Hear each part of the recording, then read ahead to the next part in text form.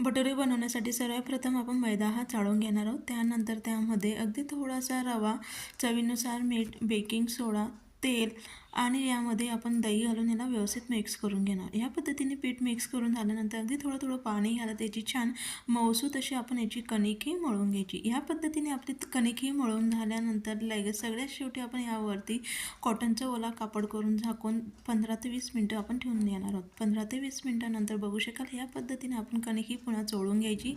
आवडीनुसार लहान मोठा गोळा घेऊन लगेच तेल लावून याचा अगदी बारीक असा आपण भटुरा हा लाटून घेणार आहोत। तर अगदी सहज आपला भटुरा हा लाटून होतो। ह्या पद्धतीने आपण लहान मोठे आवडीनुसार भटुरा हा लाटून घ्यायचा। लाटून झाल्यानंतर लगेच साईडला आपण एका कढईमध्ये तेल गरम करून मंद आचेवरती छान आपण हलकासा ब्राऊन कलर येईपर्यंत याला तळून घेणार। बघू शकाल अगदी परफेक्ट असा आपला टम फुगलेला भटुरा हा तयार आहे।